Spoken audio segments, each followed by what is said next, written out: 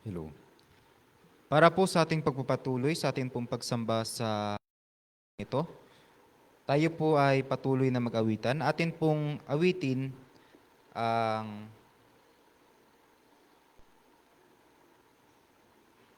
When We All Get to Heaven on hymn number 633. When We All Get to Heaven.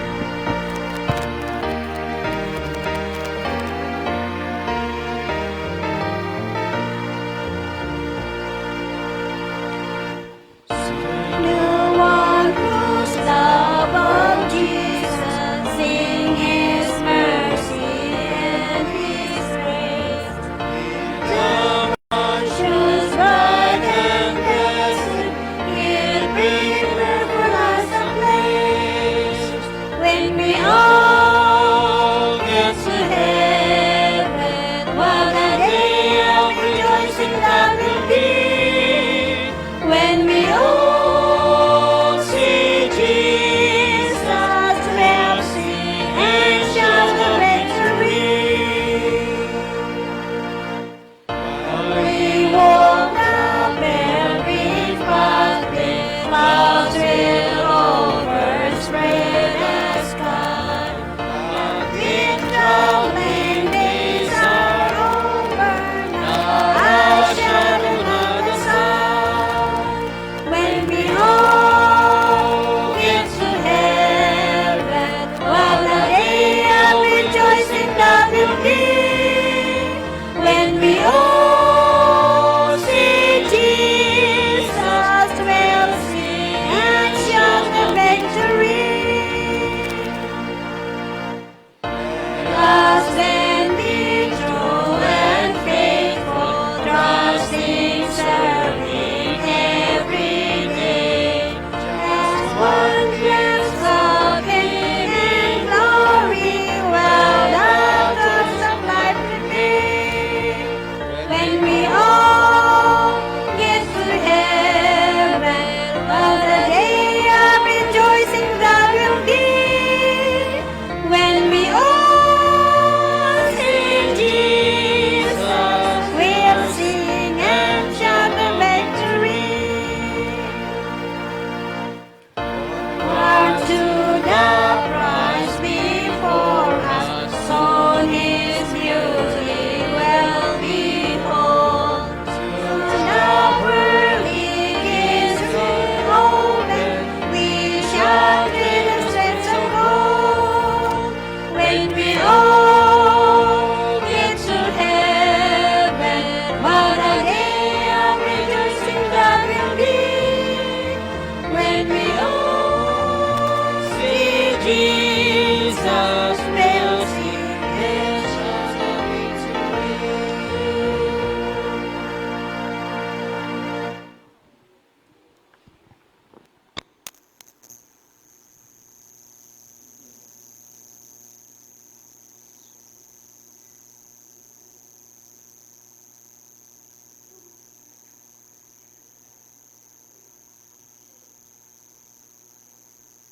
For our next song, let's sing Power in the Blood on hymn number 294.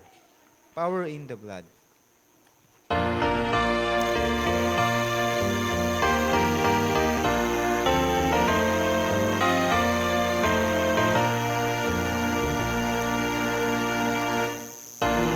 You'll be free from the burden of sin. There's power in the blood, power in the blood. Through evil a victory win. There's wonderful power in the blood. There's power, wonder-working power in the blood of the Lamb. There is power, wonder-working power in the precious blood of the Lamb. Would you be free from your passion and pride? There's power in the blood, power in the blood. In since the Calvary's died, there's wonderful power in the blood. There is power, power, wonder-working power in the blood of the Lamb. There is power, power, wonder-working power in the precious blood of the Lamb. Good service for Jesus your King. There's power in the blood, power in the blood. Would you declare His praises to sing? There's wonderful power in the blood. There is power, power, wonder-working power in the blood of the Lamb. There is power, power, wonder-working power in the blood.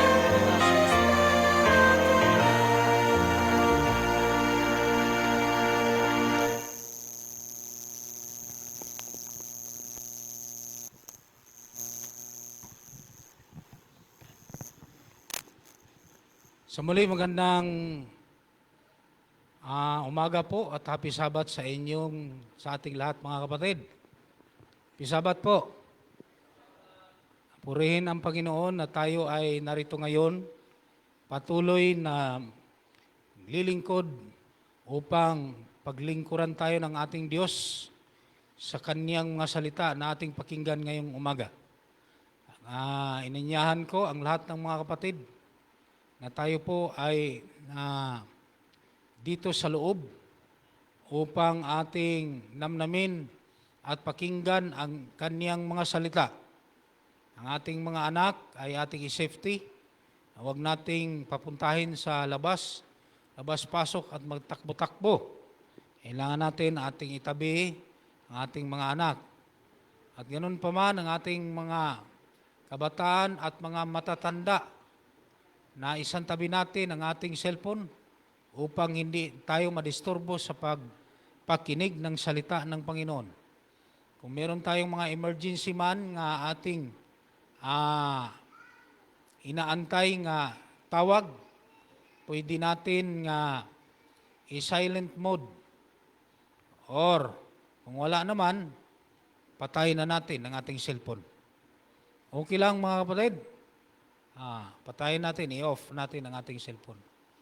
So kung kailangan na meron tayong mga emergency, ay open lang natin pero silent mode para hindi tayo madisturbo. At narito na ang ating mga gumaganap ng ating pangalawang serbisyo sa mga oras na ito. Andito na si Brother Dudes Balihos sa pagbasa ng ating scripture reading at siya rin ang manalangin. At ganoon din si Brother Matusalem Piloton na siya po ang magdala sa pagbasa ng ating tithes and offering at maghawak at magtanggap sa mga nalikom ng ating mga diakonisa. Ating diakonisa, walang iba kundi si Sister Bing Ranis. At ganoon din ang ating chorister, si Brother Alvin Cloyd, ang ating operator, si G.R. Ranes, at ang ating speaker, mga kapatid, walang iba kundi si Elder Ronnie Ranes. At bago po siya magsalita, meron tayong special song na ating pakinggan na ito'y hinahanda ng ating mga women's na sila ngayon ay abalang-abala na para sa paghahanda sa kanilang aawitin at awit para sa Panginoon. At ang ating service na ito ay magkasunod-sunod sa ayon sa aking mga binabanggit.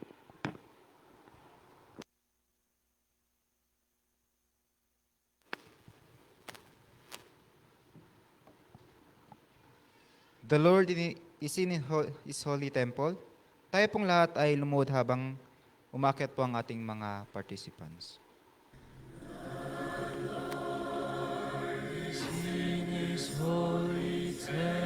Temple, the Lord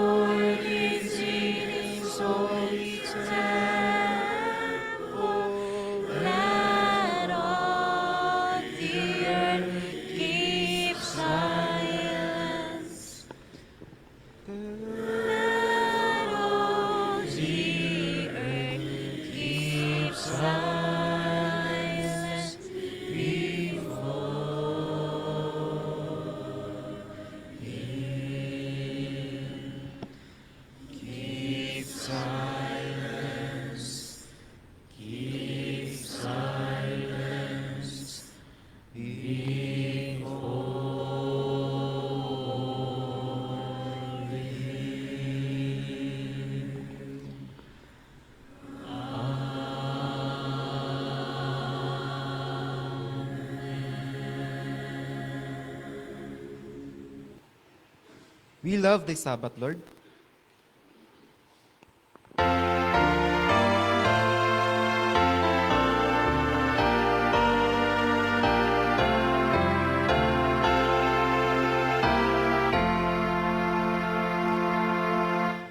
We love thy Sabbath, Lord, and worship at thy will. Oh, be this our sweet peace afford, and be perfect in sleep. Thine angel songs for joy, creation's work to see. We to this day would raise our hearts in grateful praise to thee. Praise for thy wondrous love, that still we sacred day, a sign that all may understand, we own thy sovereign sway. O great Creator King, through thy redeeming grace, renew and sanctify our hearts, that we may see thy face. And with a wide throne upon Mount Zion be, and joyful sing our Sabbath song through all eternity.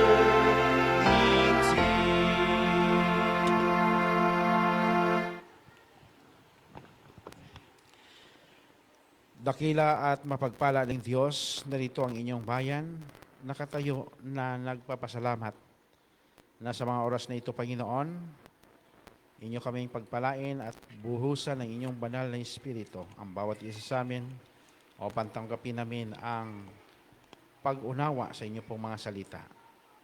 Lahat ng ito ay amin pong hinihiling, kalakip ng pagdinig ninyo sa aming dalangin ito sa pangalan ni Jesus. Amen.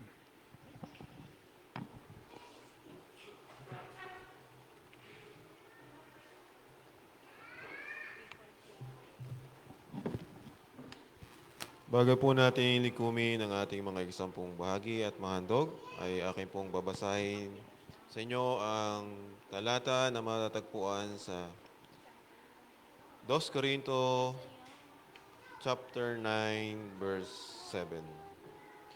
Magbigay ang bawat isa ayon sa ipinasya ng kanyang puso.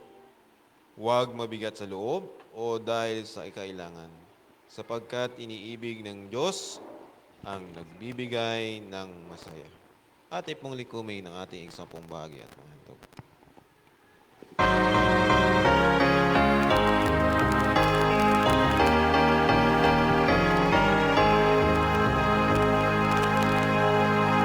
There shall be showers of blessings. This is the promise of love. There shall be seasons refreshing, sent from the Savior above. Showers of blessing, showers of blessing we need. Mercy drops from us are falling, but for the showers we pray. There shall be showers of blessing, precious reviving again, over the hills and the valleys, songs of abundance of rain. Showers of blessing, showers of blessing we need.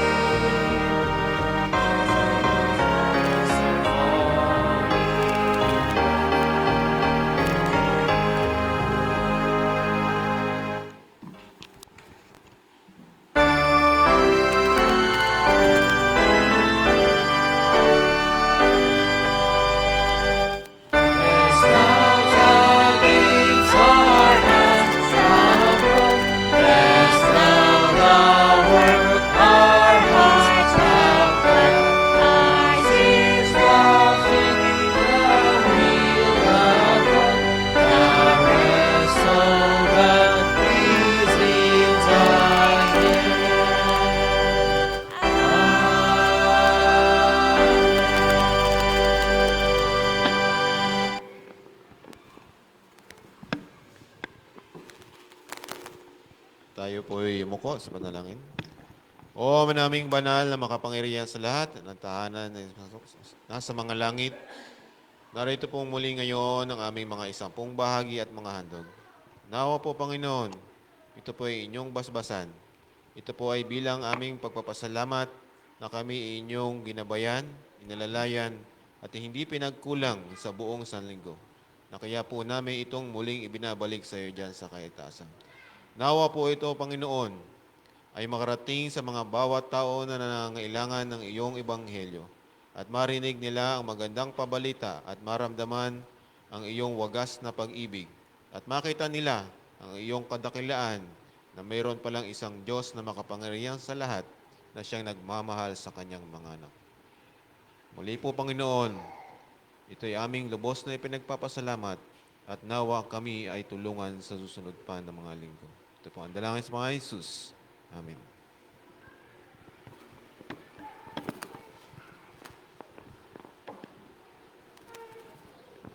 For our opening song, let's sing To God Be the Glory on hymn number 341.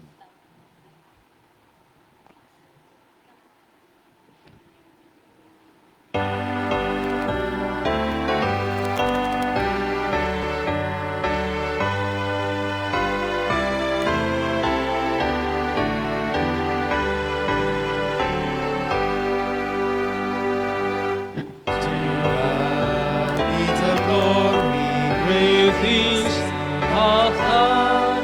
So lovely the world that He gave us His Son. Oh, yea, His life and atonement for sin, and open the life gate that all may go in. Praise the Lord, praise the Lord. Let the earth hear His voice. Praise the Lord, praise the Lord. Let the people rejoice. Oh, come to the Father through Jesus the Son, and give Him the glory. Great things He hath done.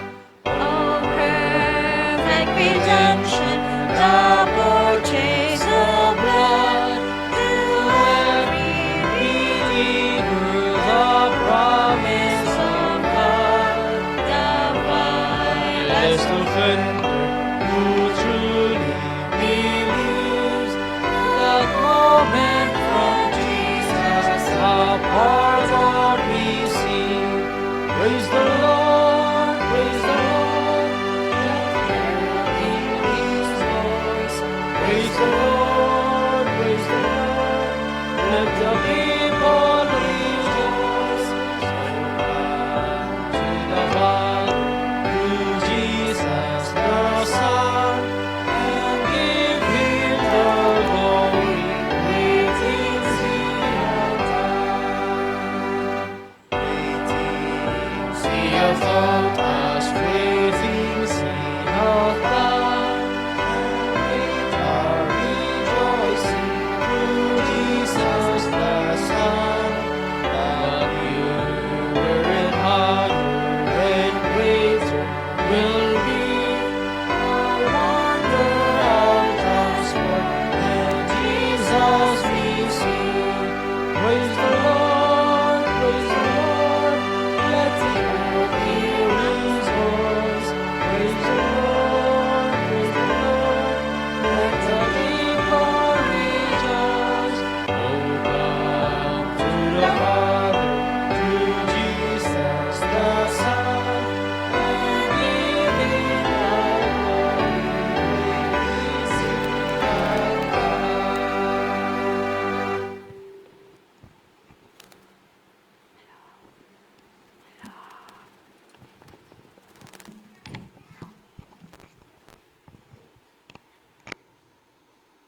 Kung may mga dala po kayong banal na kasulatan, ating babasahin po ang susing talata na ating pag-aralan, mga kapatid, ay matatagpuan po sa Roma, sa aklat ng Roma 6:23. Roma 6:23, ang sabi po dito, sapagkat ang kabayaran ng kasalanan ay kamatayan.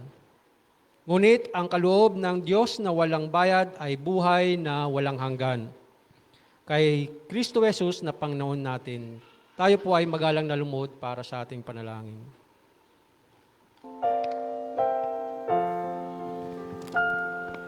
Spirit of the living God, fall afresh on me. Spirit of the living God, fall afresh on me. Help me, mold me, fill me, use me, Spirit of the living God, fall afresh on me. Makapangyarihan naming Ama na nasa mga langit, muli narito kami, tikluplod na nagpapasalamat sa umagang ito dahil kami po ay matiwasay na nakarating dito sa bahay-sambahan. Sama-sama kami, Panginoon, nasasamba ngayon at patuloy niyo po kaming pagbigkisin upang sa ganon ay lumakas ang bawat isa sa kanilang pananampalataya. O Diyos namin mapagmahal, kayo po ay patunay na hindi nagbabago dahil sa pag-iingat niyo sa amin sa loob ng isang linggo, kami po ay narito, nakatayo, at nakaluhod ngayon upang sa ganon ay sambahin ka namin sa dakila niyong pangalan. Sa umagang ito, Panginoon, aming dinadalangin ang bawat isa sa aming pag-aaral na dadalhin po ni Brother Ronnie Ranis na siyang magbabahagi ng kanyang karunungan mula po sa inyo, Panginoon. Naway niyo siyang bigyan ng matamis na pananalita mula po sa inyong kapangyarihan. At kami po na handang makinig, handa naming pakinggan, Panginoon, ang inyong liwanag na siyang aming pagbubulay-bulayan.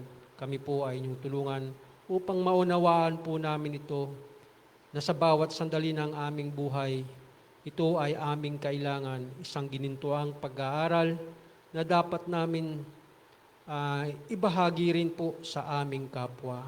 Salamat po, Panginoon, dahil patuloy kayong nariyan na nagmamahal po sa amin. Amin din pong espesyal na ipinapanalangin ang may mga karamdaman, Panginoon. Naway niyo silang hipuin at pagalingin at turuan niyo po sila ng tamang pamamaraan ng kanilang paggaling. Dahil kayo po ang Diyos namin na nagpapagaling ng may mga sakit.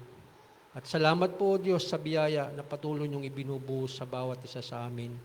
Patuloy po kaming humihingi ng kapatawaran sa aming mga nagawang kasalanan at tulungan niyo rin po kami na may handa po namin ang aming sarili sa pamamagitan po ng banal na Espiritu na siyang mangunguna at mangangasiwa sa aming puso't isipan upang sa ganon ay maging karapat-dapat ang aming buhay sa aming pagsamba sa oras na ito.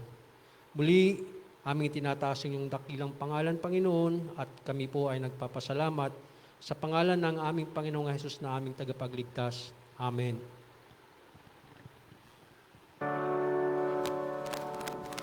Hear our prayer, O Lord. Hear our prayer, O Lord. Incline thine ears to us, and grant us thy peace.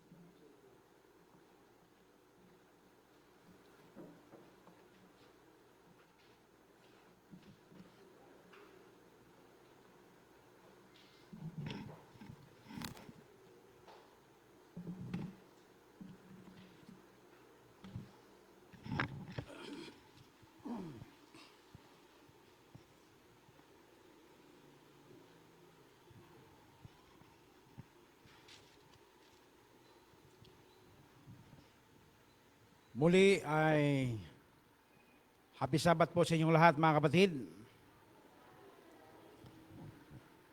Salamat sa napakagandang mensahe ng awit na inihandog ng ating mga womens na kung saan nagpapaalaala sa atin na ang lumang cross na doon ipinako ang ating Panginoong Hesus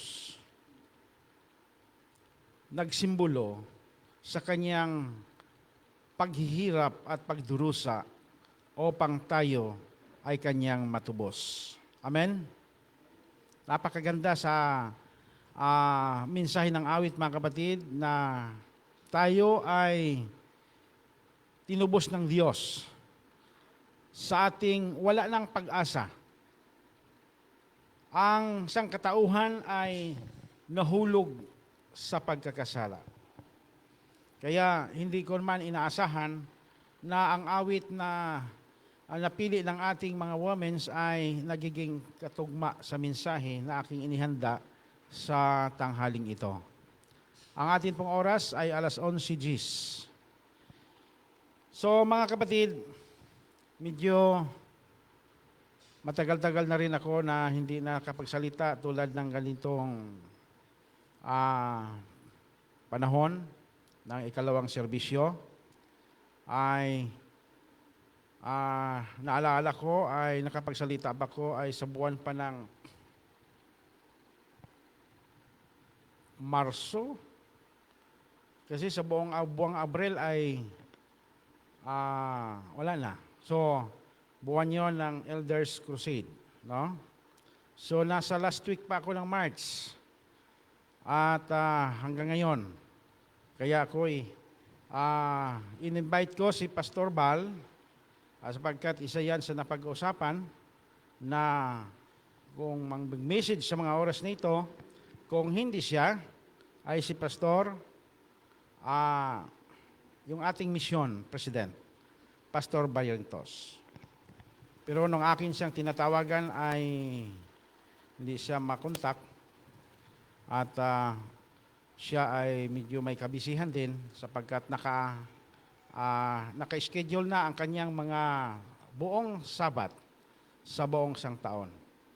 So, ang nabanggit niya, siya ngayon ay nasa Macedonian.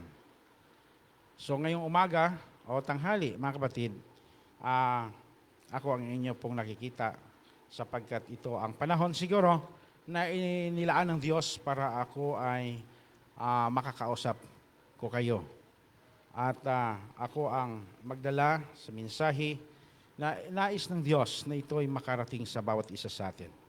So, tayo po ay manalangin upang ang bawat isa sa atin ay lalong lubos na pananahanan ng banal na Espiritu. Panginoon, naming Diyos, sa oras na ito, narito ang bawat isa sa amin, Panginoon, handang tumanggap sa mga katotohanan na inyong ipagkaloob sa mga oras na ito. O Diyos, harinawa ang inyong banal na Espiritu ay inyo pong ipagkaloob sa amin upang amin pong maunawaan at ito ay magbibigay sa amin ng lalong ikasigla sa aming paglilingkod sa pangalan ni Jesus. Amen.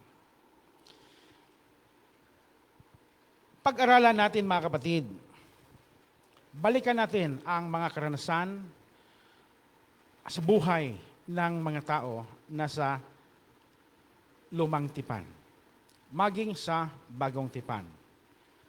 Ang sa atin mga kapatid, ito ay aplikasyon. Sa kasaysayan ng banal na kasulatan mga kapatid, na-record dito ang lahat ng mga taong naglilingkod sa Diyos.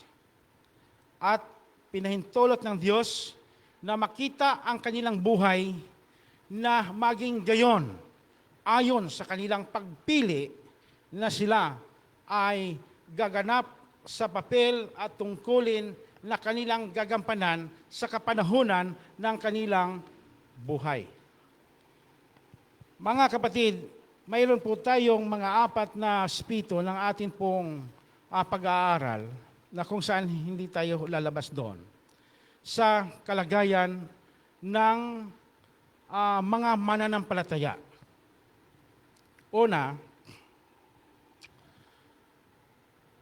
mayroong sa mga nagtagumpay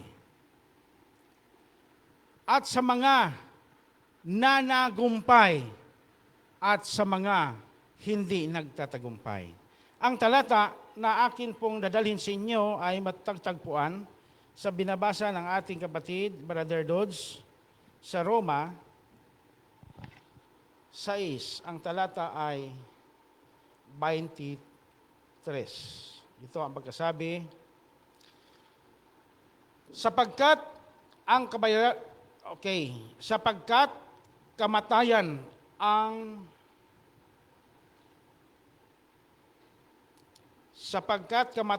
ang kabayaran ng kasalanan, ngunit ang walang bayad na kaloob ng Diyos ay buhay na walang hanggan sa pamamagitan ni Hesukristo na ating Panginoon.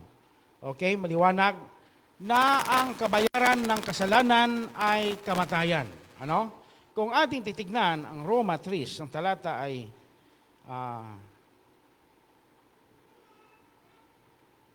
20.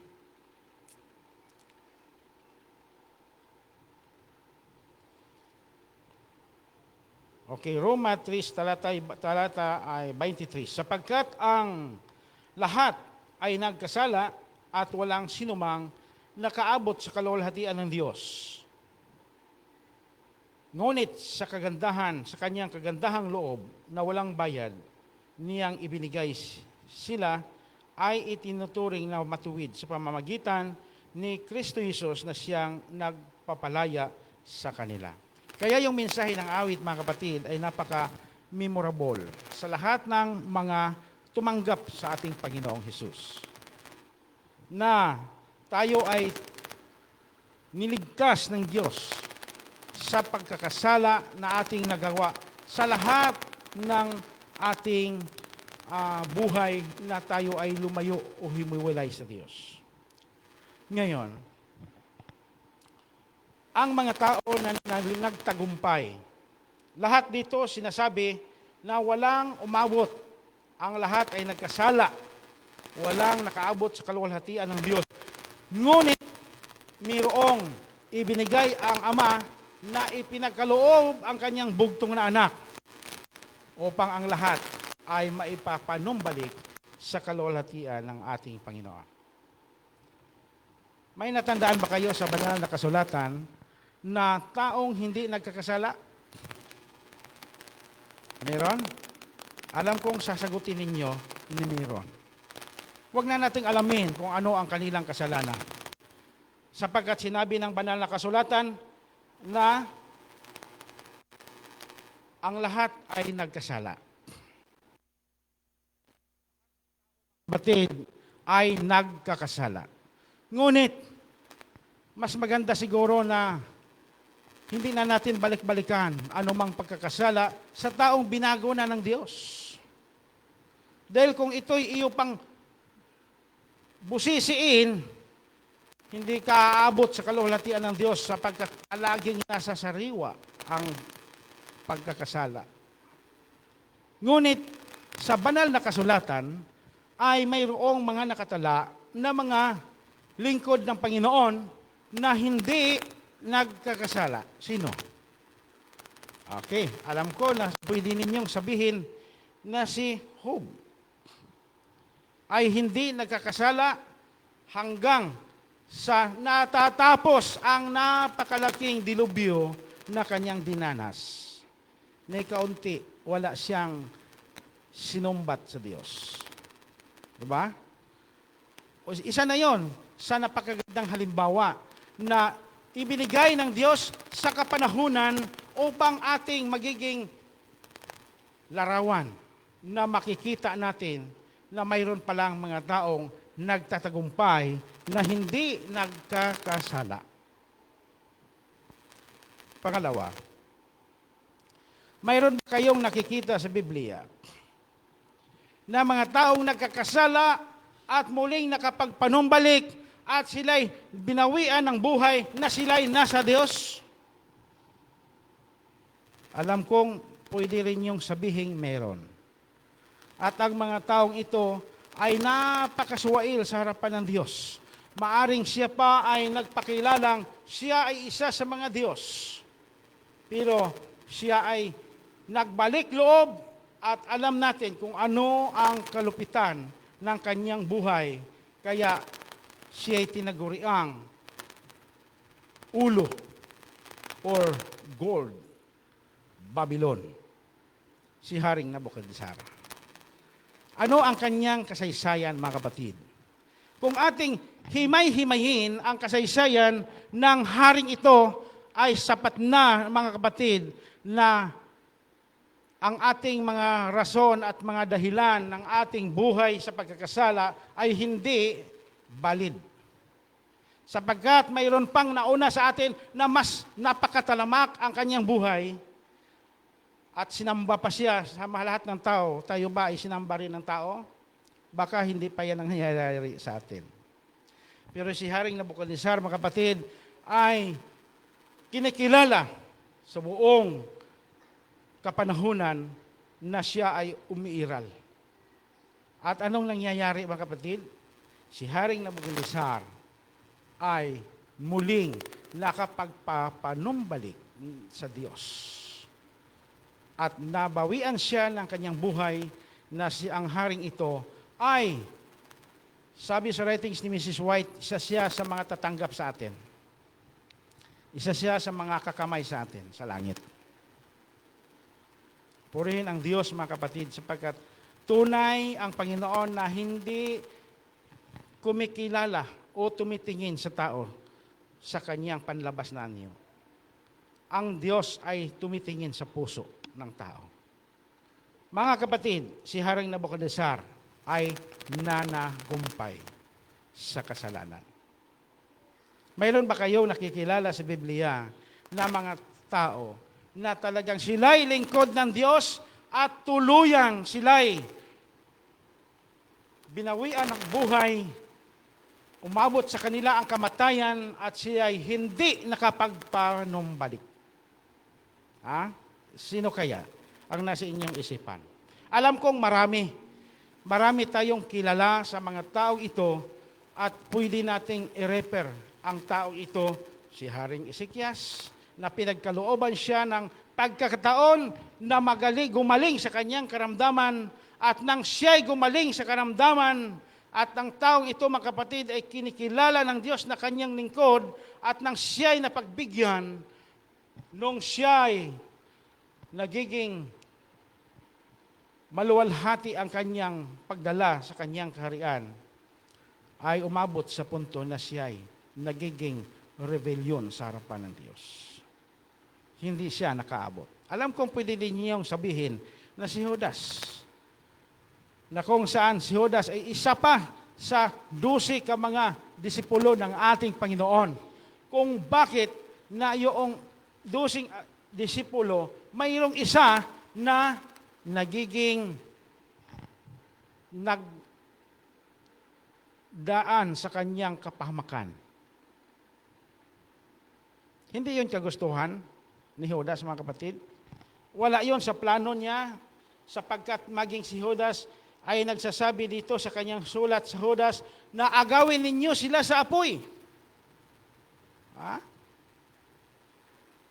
Pero bakit na nangyayari na si Judas ay hindi umabot sa kalwalhatian ng Diyos hanggang sa dulo ng kanyang buhay? Posible, mga kapatid, na ang bawat isa sa atin ay mayroon po tayong ganong mga buhay, karanasan, hanggang sa kating kamatayan na maaari tayo, mga kapatid, na pumili lamang sa mga taong ito na magiging isa sa mga halimbawa natin. At mayroong napakaganda na ibinigay ng Diyos, na kung saan ang Diyos ay nagpili ng mga taong limitado sa bilang ng mga taong ito na binigyan niya ng panahon o pahintulot na umiiral upang ipakilala ang Diyos ng Israel sa iba pang mga tribo na hindi kumikilala sa Panginoon. Natatandaan ninyo, mga kapatid, ang kasaysayan ng mga taong Nazareno? Yung mga espesyal na pinahintulutan ng Diyos na umiral sa sanglibutang ito, na sila'y bukod tangi sa lahat ng na-record sa banal na kasulatan, ang mga taong ito ang silang pinaka-espesyal. Wala nang iba hanggang sa ating kapanahonan ngayon. Sino kaya ito? Na sila yung nakasaad lamang sa sinasabing predestination. Si Samson, mga kapatid, ay ibinigay ang kanyang kapanahonan, ang kanyang buhay. Bakit tinawag silang mga Nazareno? Dahil, mga kapatid, iba ang kanilang pagkasilang sa mundong ito. Hindi sila ipinanganak na ordinaryo, kundi sila'y ipinanganak na hindi kapanahunan. Hindi kagustuhan ng tao, kundi iyon ay kagustuhan ng Diyos. Yan yung kaparaanan ng Diyos na walang sinumang pwedeng sumumbat sa Diyos. Walang sinumang pwedeng mag-question sa kapangyarihan ng ating Panginoon sapagkat nangyayari ang ganitong sitwasyon. Okay? Si Samuel, ano ang buhay? Ano ba ang kanyang kapanganakan? Di ba yung kanyang nanay o ina si Ana ay isang baog? May baog ba, mga kapatid, na manganganak? Ngayon, mayroon ba kayong natandaan na baog na nanganganak? Ay, wala talaga. Kahit ano pang gawing mga dalubhasang mga doktor sa larangan ng pag-asikaso ng babaeng manganganak na baog, kahit ilang doktor pang mag-alaga, talagang walang ganon. Si Samson, ganon din, mga kapatid. Si Juan Bautista, ganon din. So, yung mga taong ito, mga kapatid, mayroon silang kanyang ginagampanan sa buhay na maipakilala ang Panginoon. So, ito ang buhay ni Samson. Nakikipaglaro sa kasalanan. Mga kapatid, upang makilala ng mga hintil na ito na kung saan ang Diyos ng Israel ay Diyos na makapangyarihan sa lahat at Diyos ng lumikha ng langit at ng lupa, wala ng iba. Gusto ng Diyos na maikilala ng mga taong ito na siya lamang ang Diyos na dapat sambahin. Masabi natin na si Samson ay nakipaglaro sa kasalanan. Si Samson ay nagkakamali sa kanyang pasya. Masabi natin na si Samson, ang kanyang mga magulang, ay hindi niya na-control ang Samson na ito. Parang pinagustuhan o kaya spoiled. Masabi natin, mga kapatid. Pero later on, makikita natin na marami sa mga Pilisteo na nakilala nila ang kapangyarihan ng Diyos dahil sa ginawa ni Samson. Ano bang ginawa ni Samson? Marami doon na mga palaisipan na kanyang ginawa upang yun ang panahon, mga kapatid, na nais ng Diyos na kanyang gagawin upang makilala ang Diyos na tunay. Tayo ba ay nagampanan din ba natin ang ating mga papel na mapakilala natin ang ating Diyos sa ating mga kapatid, mga kaibigan at mga katrabaho, sa lahat ng ating makasalamuha? Mga kapatid, si Samson ay libo-libo ang kanyang pinatay. Makilala lang ang Diyos. Pero sa huli, mga kapatid, si Samson ay nasilo at nagiging matagumpay ang kanyang kamatayan sapagkat si Samson ay namatay, ngunit ang kanyang buhay ay nailigtas ng Diyos. Balang araw, kung tayo ay maligtas, mga kapatid, makikita natin si Samson. Namamatay siya kasama sa mga hindi kumikilala sa Diyos. Pero nakikita nila kung sino ang Diyos ni Samson. Mga kapatid, si Juan Bautista ay nakikita natin kung gaano katuwid ang kanyang buhay sa paglilingkod. Si Samuel, nakikita natin kung paano niya pinangungunahan ang Israel simula ng kanyang pagkabata hanggang sa kanyang pagtanda, hanggang siya nabawian ng buhay. Walang napahamak sa kanila kahit isa na hindi umabot sa kaluwalhatian ng Diyos. Gusto kong sabihin sa inyo, mga kapatid, na ang Diyos ay tunay at tapat sa kanyang mga salita ng kanyang paghatol. Kung narito kayo kagabi, ay mapapakinggan ninyo ang mga mensahe na inihanda ng Diyos sa atin. Ang paghatol ng Panginoon sa sanglibotang ito, base sa mga taong makasalanan at nagkakasala at hindi kumikilala sa Diyos. Nagbigay siya ng mga halimbawa, mga kapatid, na yun ang mangyayari tulad sa kapanahunan ni Noah. Ang tanong, si Noah ay hindi ba nagbabala sa mga tao upang ito'y makakaalam na darating ang malaking pagkagunaw sa mundong ito sa pamamagitan ng baha, kaya tayo'y maghanda at gumawa ng daong upang tayo'y mga ligtas. Mga kapatid, nagulat ang mga taong ito at sila'y nakikinig. Pero hindi kalaunan. Nanghihina ito. Nawala ng pag-asa at pananampalataya na mangyayari, kaya sila, mga kapatid, ay hindi na nagtitiwala sa sinasabi ni Noah. Pero mga kapatid, dahil sinasabi ng Diyos, natupad ang kanyang salita sa pamagitan ni Noe. Anong nangyari? Nangyari ang malaking trahedya, pangbuong mundo na trahedya. Ngayon, mga kapatid, ang mga trahedya na ating makikita ay paporsyon-porsyon ito. Palaka-laka sa iba't ibang sulok panig ng mundo na ating makikita. Pero tandaan natin, sa pagbabala ninyo, sa bawat isa sa atin, sa pabalita na si Kristo ay darating at ito ang mangyayari sa kanyang pagdating, mga kapatid, sa pagbigay natin ng pabalita, makilala ng mga taong ito ang Diyos na ating pinaglilingkuran. Nangyari na natupad ang salita ng Diyos.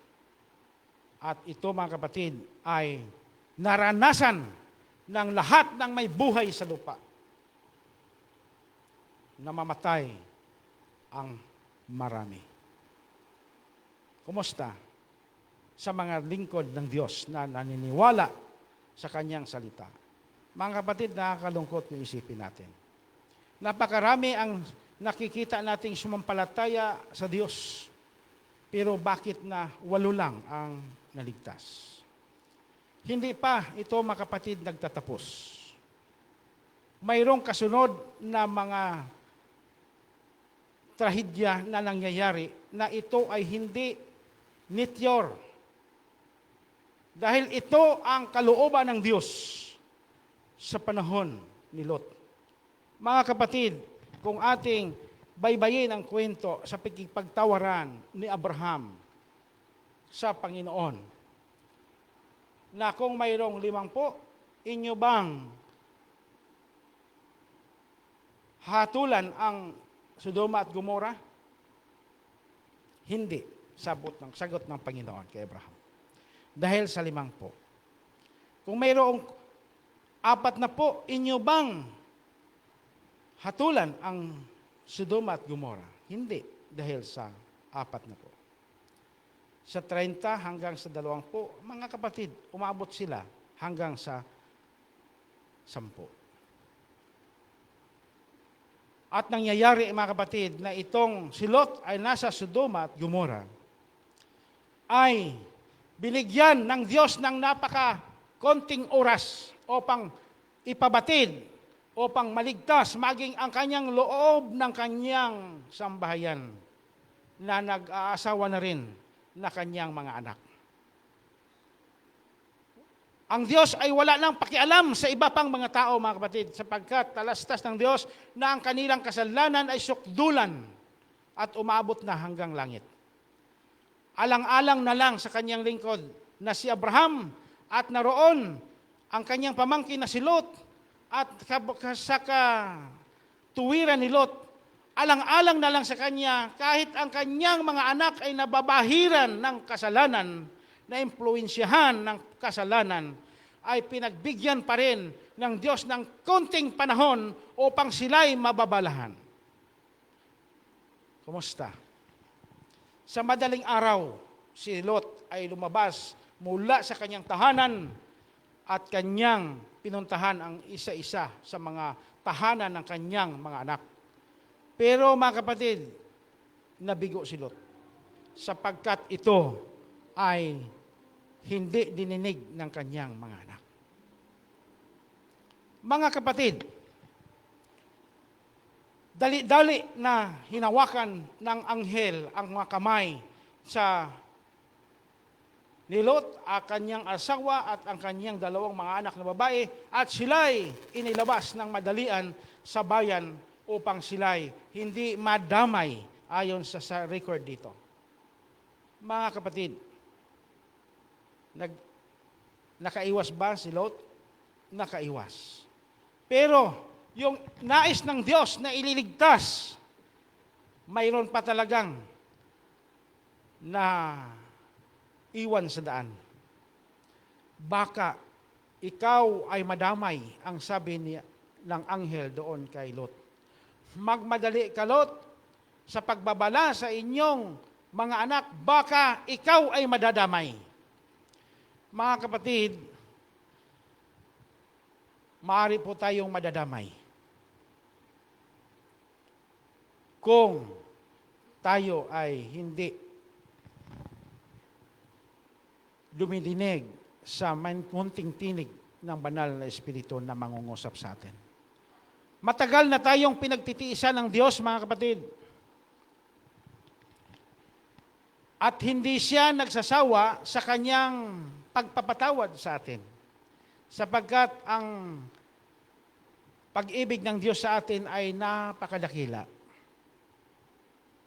napakalawak at hindi maarok, na kahit tayo'y paulit-ulit na nagkakasala, kanya tayong pinatawad at kinikilalang matuwid sa kanyang harapan kung tayo'y humingi ng ating pagkakasala, pagpapatawad at tanggapin ang ating pagkakasala. Hindi doon nagtatapos, mga kapatid, sapagkat ang 2 mga malalaking pangyayaring ito ay lahat ay marami ang napapahamak. Ilang tao ang Sodoma at Gomora sa kapanahon ng iyon, sapagkat ang siyudad na ito ay napakatanyag, napakabantog, at kilala sa lahat ng pangangalakal, at napakarami ang mga investors sa lugar na iyon. Pero 3 lang ang naligtas. Mga kapatid, gusto ng Diyos na hindi doon magtatapos ang kanyang pagpaparusa. Na parang wala ng pag-asa. Ginamit ng Diyos si Jonas. Kung ating balikan ang kanyang kasaysayan, natakot pa si Jonas, mga kapatid, at ito'y hindi pa sumunod.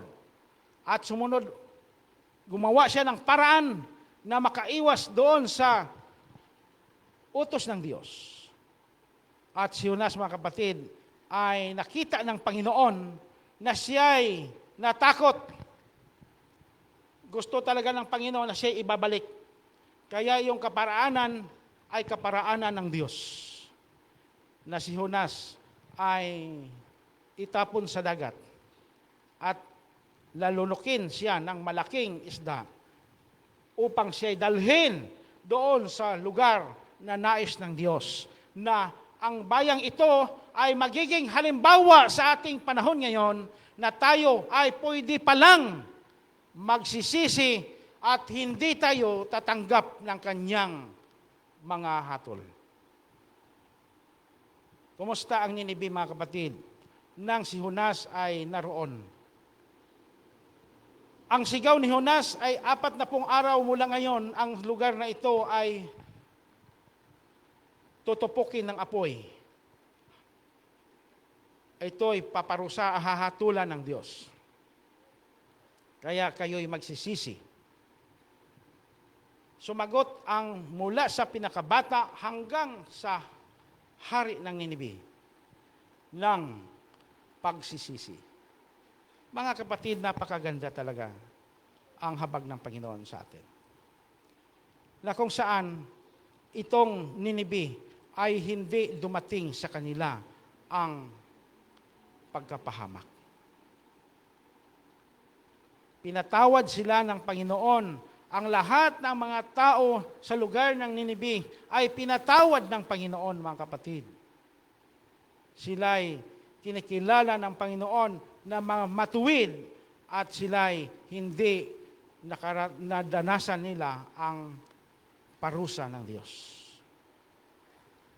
Proven, mga kapatid, na ang Panginoon ay magliligtas sa kanyang bayan. At kung siya ay nagbibigay ng parusa, marami itong ginagawang pamaraan upang ang lugar na ito ay babalahan ng Diyos. Kaya sa ating kapanahunan ngayon, mga kapatid, isa tayo sa ginagamit ng Panginoon upang magbabala. Upang atin pong sabihin sa mga tao na si Jesus Christ ay malapit ng darating.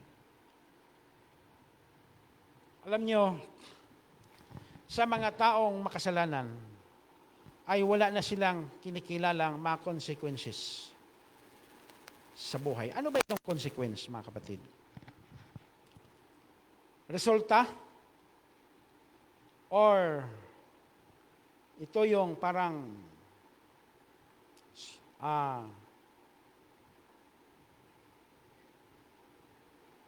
resulta sa paggawa mo na ito ang iyong napapala. Yan, parang ganon. Ano ba itong maldisyon, mga kapatid? Ang maldisyon ay nariyan yan sa lugar, sa mga taong mga Katoliko, na kung saan pwede nilang imaldisyon ang taong ito na mula ngayon, dahil ikaw ay gumawa sa akin ng kasamaan, imaldisyon siya na hindi na gaganda ang kanyang buhay hanggang sa kaduluduluhan ng kanyang buhay. Parang ganun na yung kanyang mangyayari. Wala yan sa Diyos, mga kapatid. Ang consequence ay meron sapagkat yan ang sumpa. Kung sinasabi ng banal na kasulatan na ang kabayaran ng kasalanan ay kamatayan, yan ang consequence ng pagpili natin.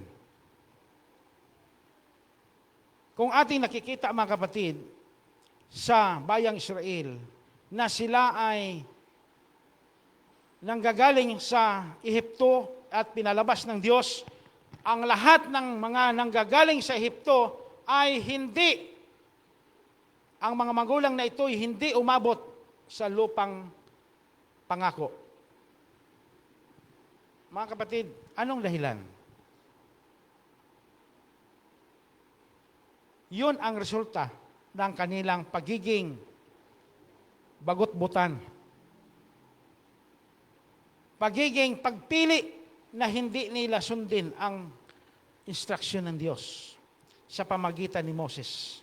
Marami doon na nilamon ng lupa. Hindi pa ba yun sapat na makita sa mga kasamahan na pag ikaw ay sumuway sa Diyos, ay ito ang consequence na mangyayari sa iyo?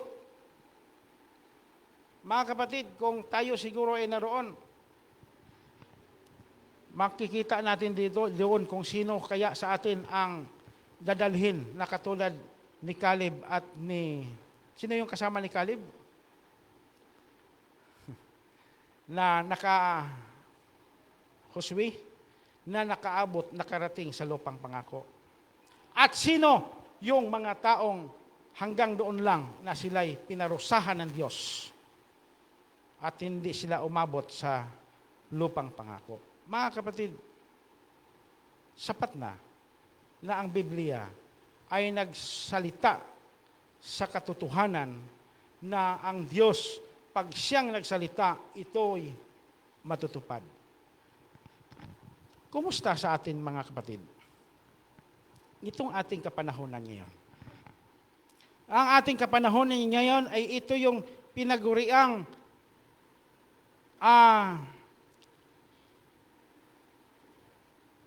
labi or remnant church. Ito yung ating panahon na mayroong palugit. Mayroong palugit ang Diyos. Ibig sabihin, kung palugit, kunting-kunti na lang yan na pagkakataon na ibigay sa atin ng Panginoon upang tayo ay makapagpanumbalik sa Kanya. Gugulin ba ang ating buhay doon sa mga pagkakasala na ating patuloy na ginagawa na kahit alam nating kasalanan, ay ito'y patuloy pa rin nating ginagawa? Atin pa bang ilalaan ang ating mga buhay doon sa ating pangsariling kapakanan? Na kahit sa paglilingkod sa Panginoon ay maaari nating itakwil dahil sa sarili lang natin na mga kagustuhan? Ang consequences ay darating sa bawat isa. Kung tayo'y pumili sa Diyos, narito ang buhay na walang hanggan na Kanyang ipagkakaloob sa atin. Pero kung tayo'y pumili sa sanglibutang ito, na narito ang kasalanan na naging bumabahid sa ating mga buhay, mga kapatid, makakasama tayo sa mga hahatulan ng Diyos.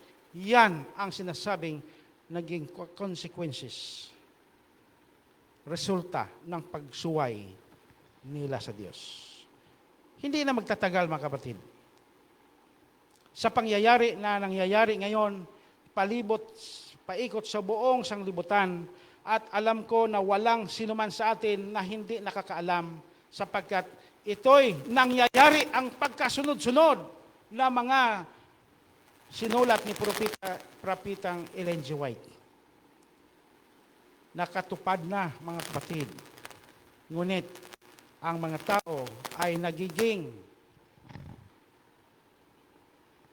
suwail sa harapan ng Diyos. Kung ating basahin, mga kapatid, ang Mateo 24, manlalamig ang karamihan maging sa loob ng iglesia. Hari nawa, mga kapatid, na ang salitang ito na panglalamig ay hindi tatama sa atin, mga kapatid. Sapagkat ayaw natin at sa hindi ay mangyayari ito. Ang panlalamig, mga kapatid, ang pagtalikod sa katotohanan, mangyayari ito. So ngayon, kung ang practice ng ating buhay ay puro pagsuway, pagpili sa sarili nating mga kagustuhan, mga kapatid, ang church pag nag-approve ng reformasyon sa iglesia, pag nagsasabi na ang ating church na mga patuloy na palaala na sa loob ng iglesia ay maaari walang cellphone. Pero kung isa sa atin ay lalabag, mga kapatid, gusto kong sasabihin sa inyo na itong consequence na nararanasan ng bayan ng Diyos ay mararanasan natin ito. Sinasabi ko ito sa inyo, mga kapatid, bilang leader ng ating iglesia. Sapagkat walang pwedeng magsasalita sa mga bagay na ito, kundi yung mga leader sa iglesia, mga kapatid. Dahil alam kong hindi kayo magtatampo sa akin, alam kong hindi kayo masasaktan, sapagkat ito ay authorized ng Diyos na sasabihin namin ito kasama ni Brother John ang pananalitang ito. Kaysa mapapahamak ang ni isa man sa atin. Tignan natin, mga kapatid, ang halimbawa na binigay ng Diyos ng ating Panginoong Hesus na ang 99 sa mga tupa ay kanyang iniwan at kanyang hinahanap ang isa. Kung gaano kalakihan. Ito pa na mga pagsuway ay hindi natin pwedeng sasabihin, mga kapatid. Bago magtatapos ang istorya ng sanglibutang ito, ang magtatagumpay sa sinasabi dito ay bibigyan niya ng buhay na walang hanggan. Mayroon siyang binanggit dito, mga kapatid, sa panghuling talata. Sa sinasabi dito sa Korinto,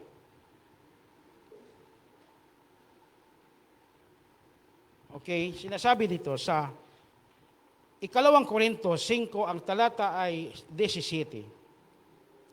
Kaya't kung nakig-isa na kay Kristo ang isang tao, isa na siyang bagong nilalang. Wala na ang dati niyang pagkatao. Sa halip, ito'y napalitan na ng bago. Kung ating tinanggap na ang ating Panginoon, mga kapatid, patunayan natin ito. Alam ko na dahilan sa kahirapan, maaari nating maipagpapalit ang araw ng ating Panginoon na araw ng Sabat. Dahilan sa kahirapan, maaari nating sundin ang kagustuhan ng sanglibutan, masuway natin ang kalooban ng Diyos. Mga kapatid, pero hindi ito mga rason na tayo'y sang-ayunan ng Diyos. Sapagkat ang Diyos ay espiritu, ang tao ay laman, at hindi pwedeng kailanman na ang Diyos ay susunod sa kagustuhan ng tao. Kundi, ang kagustuhan ng Diyos, yun ang mangyayari kahit hanggang kamatayan. Hindi panghinanangan ng Diyos ang tao na patuloy na sumusuway sa kalooban ng ating Panginoon, mga kapatid.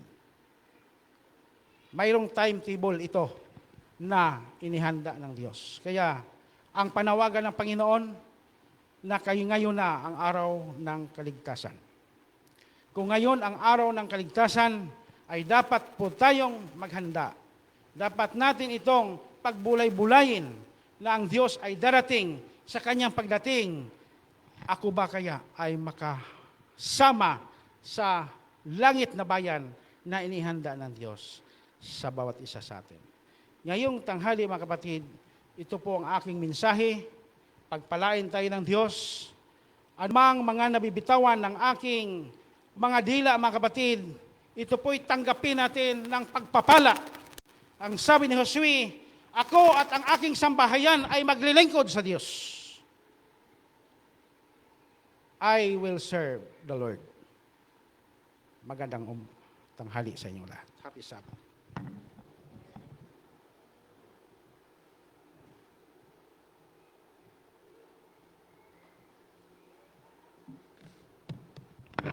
Hello. Bilang tugon po sa mensaheng ating napakinggan, atin pong awitin ang Jesus Saves on hymn number 225. Tayo pong lahat ay magalang na tumayo.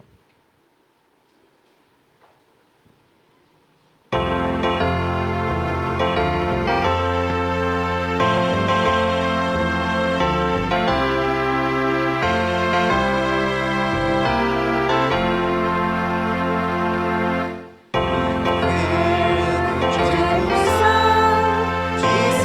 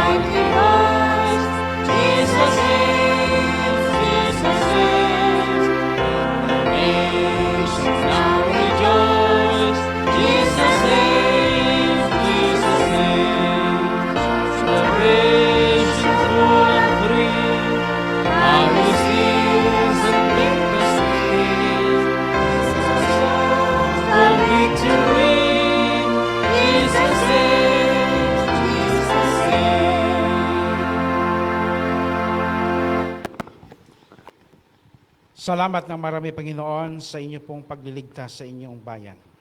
Hanggang ngayon, inyo pinakita ang inyong kagandahang loob at kaming lahat, mga kapatid, mga Panginoon, ay umaabot na inyong ibinigay sa amin ang mga katotohanan at sa inyo pong pagbalik sa lupang ito.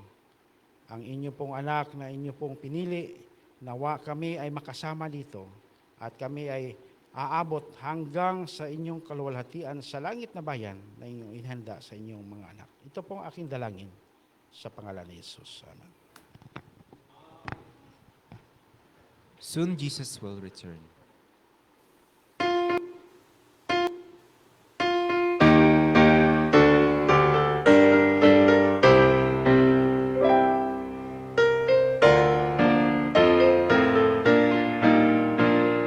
Signs of the end are fast fulfilling. Soon Jesus will return.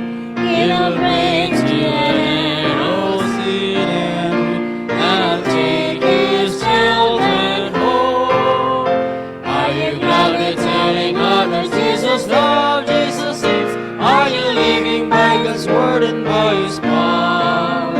By His grace, my friend, let us hold fast till the end, till we see our Savior come again. Isabat po sa ating lahat.